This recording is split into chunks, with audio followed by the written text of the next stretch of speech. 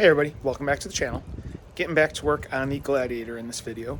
This one is going to be part 2 of my winch installation. Walked through all of the parts that are going in the last video. Now it is going to be time to start tearing things down and getting the winch installed. So I'm going to get the camera turned around and get to work. Alright, so first steps are basically going to be get everything ready to pull the bumper off. What I'm going to do is while the bumper's on, you have to remove this winch plate here. So I'm going to get all of these bolts loosened up so I can go ahead and take this out once the bumper's off. Also going to pull off this piece here, which is going to be gone with the winch. That's just a pop clip on each side, pretty straightforward.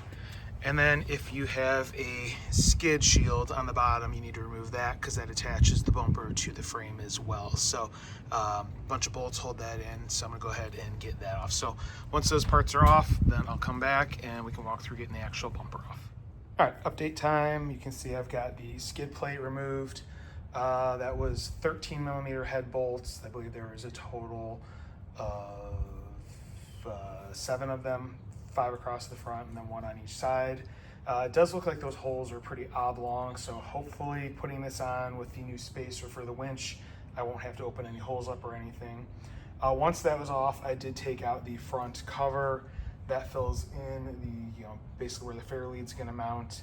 When you don't have a winch, you just reach from behind and there's 6 tabs on the back side, 3 on the top, 3 on the bottom. Just squeeze them and it'll pop right out. And then this little filler piece came out, and again, that was just 2 push clips, 1 on each side. And then I did go ahead and remove the winch block off plate because there wasn't enough space to get to it. Just figured it was easy to remove it while the bumper's still mounted. That's just the 5 bolts.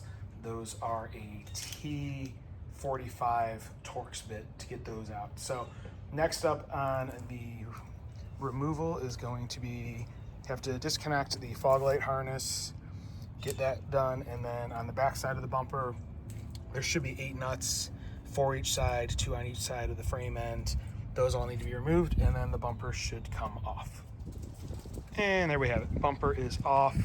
Again, it's 18 millimeter metric bolt nuts that you need to remove, and then you go ahead, pull it off, and put it off to the side. As you can see, I've got mine sitting over there. Real quick, I went ahead, grabbed a tub of towels, a couple wipes, and wiped off the mounting faces of the frame ends, just because I'm going to have to put brackets on there. I want everything to be clean and mount up nicely. Also forgot to mention, this connector here is the fog light connector. It's just to push in pretty good here, and if you jiggle it out from this side, that's how the fog lights get disconnect. Pretty straightforward, just 1 connector there on the frame. So I'm going to go ahead and start grabbing the parts to be installed.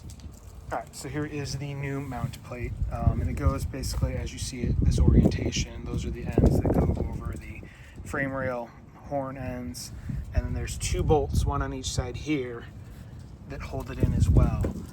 If you look, and this is not mentioned in the instructions, there is currently a bolt there on each side with this application. So I'm going to need to remove those bolts, and then the kit does come with new bolts and washers and whatnot to replace that are a bit longer. There's spacers that need to go in between, and I'll show you that once I do the installation. So I'm going to go ahead and remove those 2 bolts so I can go ahead and start getting this mounting plate installed. Alright, so I got those bolts out right there. Those are 2, they have a 15 millimeter head on them. When you take those out, these are going to pop out, and these look to be supports for the sway bar bracket mount that does or pushes up against the frame horn end. So that will fall out. It's held in place by those bolts. Looking at the hardware that comes with the kit, you get 6 spacers, 4 lock washers, 2 nuts, 4 bolts. So the instructions make it look like you have to space this out a lot more, and they only really mention 2 bolts. I'm not sure why they give you extra hardware. I'm guessing this is applicable to other applications, not sure, but that's my guess. But what I did is I kind of mocked up how this is going to have to go in place and line up the holes on the back of this with the back of the plate, and it looks like I'm going to need 1 spacer on each side, and then the bolt will go through and hold it all together. So it is going to be kind of a cluster trying to get everything in place and hold everything where it needs to be as I'm installing the 2 side bolts, because there's really nothing on the front that's going to hold it in place because the studs are on the bumper itself. So I'm going to go ahead and start the installation. that route using one spacer on each side, because that looks like it's what I'm going to need. I tried the brackets on both sides, and I think that's how it's going to line up. So I'm going to go ahead, clean things up real quick, and then start the installation, and I'll come back, let you know what the results are. All right, well, here we are. It is snugly in place. So what I ended up doing after looking at things and trying to put them in, you can see this side, no spacers were needed whatsoever. So it's just the new bolt with the lock washer going through. The way I mounted this is I started this side. I didn't put this bracket in or anything. It was just one bolt through loosely in to hold this side up. Then I went over to this side. There is one spacer between the bracket and then this frame bracket, and it's the new bolt and the lock washer. I got this in pretty well snugged up, and you can see the whole alignment here is pretty close to being in place. And then I was able to come back over to this side, pull this bolt back out, put the bracket in, get the washer and everything, and snug that one down. And these holes are pretty much lined up as well. So obviously there'll be a little massaging when I go to put the actual bumper on, but that is the mount plate in place. Next is going to be time to grab the winch and get it on the plate.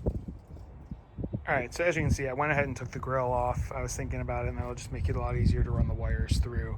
And it's so simple to do. It's just 6 pop clips across the top, which I've walked over in previous videos, and then it just pops out of place. So grill and insert are out of the way. And then as far as the winch goes, it comes with 4 bolts, go up from the bottom, pretty straightforward. The ones that come with this winch are Allen head. So I went ahead, it's an 8 millimeter Allen. And then there's square nuts that slide into slots. I've already put those in place. So those are all where they need to be. So what I'm gonna do is get this thing rolled back over and set it into place on the plate. And hopefully I can start getting bolts come up through the bottom.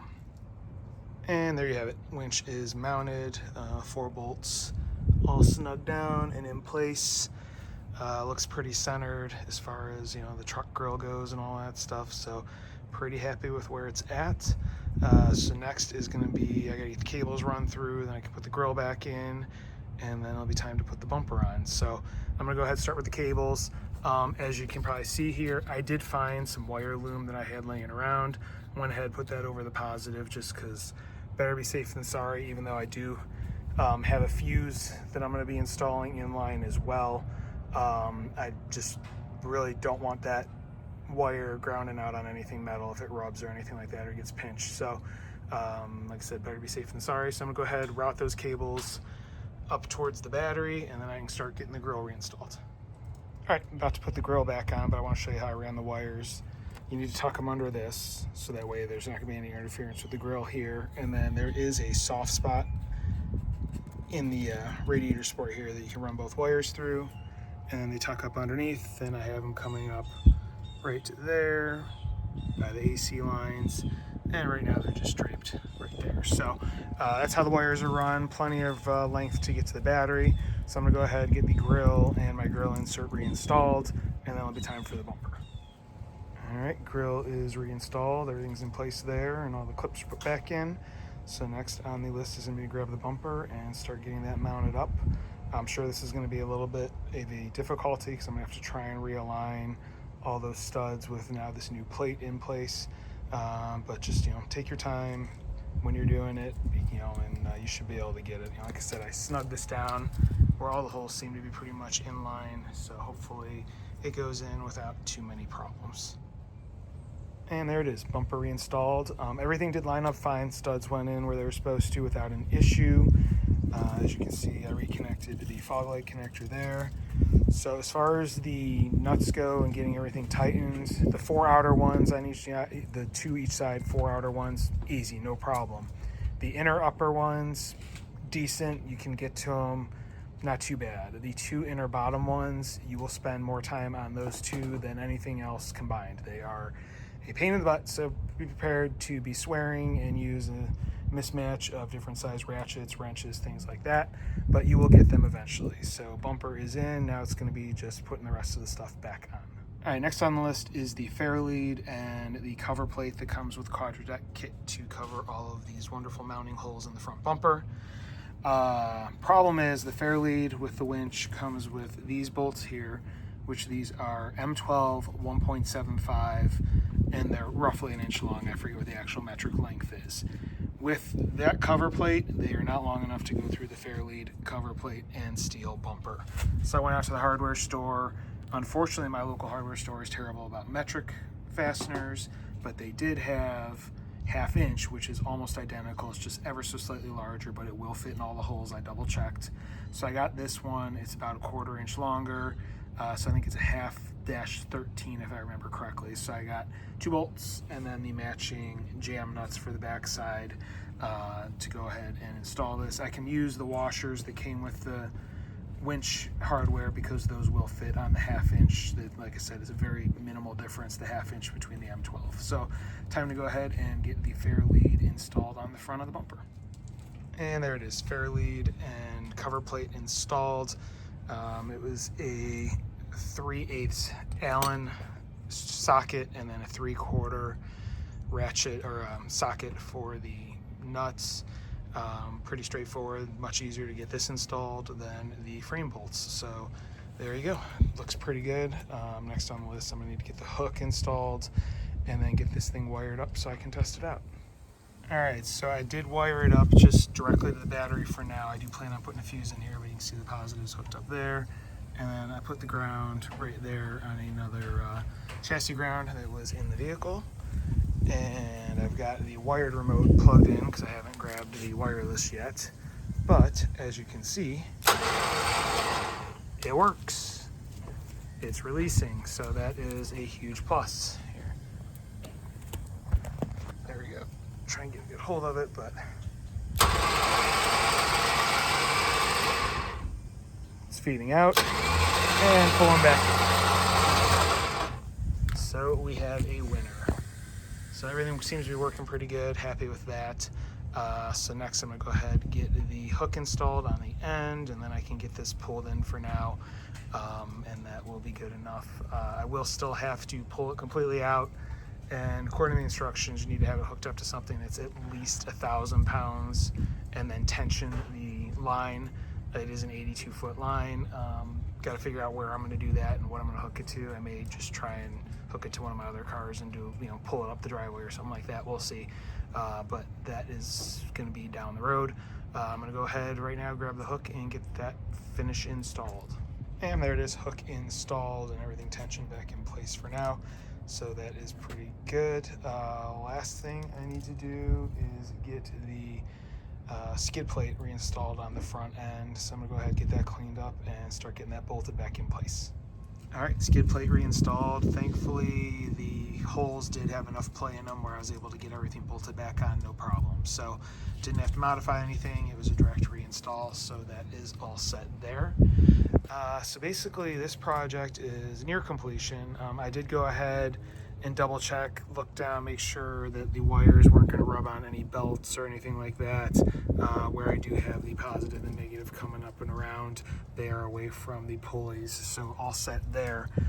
Basically the last things for the installation, I need to double check the wireless remote, make sure that works. I need to get batteries for that. I do need to get the fuse, which is supposed to be delivered a little bit later today, and I do want to put that in line on the positive side, just so I have that and make sure. It's a 500 amp fuse. That should be good. It shouldn't blow based on the draw on the winch. From what I've seen, the most they'll draw is like 480, so it's close, but it should be good. But I figured I'd rather have that as a safety caution, just in case anything wants to rub on something else, and that'll allow me to do the final running of this. I'm going to run it around the back, that way it's not laying over the top of the battery. And then I think the only other real thing is to get the tension on the line. So those will be the last things needed for this job. So yeah, I'm waiting on the fuse, so that is due in later today. Oh, one other thing, I do want to grab the bolts that held in this cover plate and either get nuts for them or take off the little tab jam nut things that they use, because you can see that there's like shiny spot where the bolt heads were. So I'd like to put those bolts back in place, just fill in those spots. I think it just look a little bit cleaner as far as a final install. So out of time for today, so I will come back tomorrow and see if we can get this thing wrapped up or close to it. All right, so it is the next day. After work, I'm actually fighting with daylight, but I did receive, this is the fuse holder I got off Amazon. It's the brand. I can link it in the description at the end of this video, and I have 500 amp fuses to go into it, so I'm gonna put one of those in there. It has M8 studs, which is the right size for the winch lead. So I'm going to use this in line, and then that red cable there, and I can go ahead and run this in the battery, so I will have a fuse in the line just in case there's ever a short. And then I'll probably just zip tie this because it's got a couple things. I can zip tie this to existing wires. And I'll probably use a couple of zip ties just to make sure both the power and ground for the winch stay out of the way. And then I will come back once everything is finally installed. All right, real quick, you can see I ran the line around the front of the battery there, the wire going into the holder, 500 amp fuse, and then the other one coming out. I'm gonna go ahead and hook that up to the battery, and that will be this part done. All right, real quick, I ran one zip tie there holding the power lead to that hard line. That just keeps it away from the pulley that's down there, and then you can see it routes around the front of the battery. I have the little fuse holder tucked in there, and then the positive wire connected in. So there we go, that is all wired up as far as the winch goes power-wise. All right, it's getting dark, so I'm gonna try and wrap this up real quick. First thing before I mess with the remote is this is where I put the ground, this stud here. I'm gonna warn you, if you take that nut off and put the ground there, you're gonna have a check engine light because the wire that is there is something with the ECU. So if you do not have a scan tool or something like that, don't mess with that ground, use one of the ones on the battery. And then here's the remote that comes with the winch. This is the wireless one. It already has batteries in it. If you do need to change the batteries, there's 2 screw holes. One is behind this sticker, so you will have to just dig out a spot, you'll feel it, and then use this small Phillips screwdriver. You basically just hold down the power button, turn it on, the light will come on, and then you push the button, and it works out and in. So that is the remote, pretty simple. It says it has a 75-foot range. This line is, I believe, 82 feet, so pretty close. But that is the remote and the wiring of the winch. All right, next day, because I ran out of light yesterday and I had to run to the hardware store. Just got back. What I want to do is these are the 5 bolts that held in the cover plate, so where if you didn't have a winch, you would want to fill that in. Right now you just have open holes, and I apologize, landscapers just showed up across the street, so hopefully you can hear me. But it looks horrible with the open holes, plus the area that was under the bolt head is much darker from fading over time. So I want to put these bolts back in, but the fasteners that they would screw into are clips on that plate. So I went out and got nylon lock nuts. These are an M8 1.25, that's what fits these 5 bolts. So I'm going to go ahead and get these bolts installed, just use a box wrench, get these tightened down so that way I have these filling in the holes in the top of the bumper. And there you have it, all the bolts are in. It just looks so much better instead of having holes there and then like the shiny spot where the bolts were. So definitely fits a lot better. Happy with how that looks. So that is good to go. One other thing I wanted to mention, that when I was talking about putting the bumper back on, I believe I forgot to tell you the exact torque. The nuts for the 8 studs that hold the bumper to the frame ends, they're supposed to be torqued to 67 foot-pounds. I was able to torque 6 of the 8.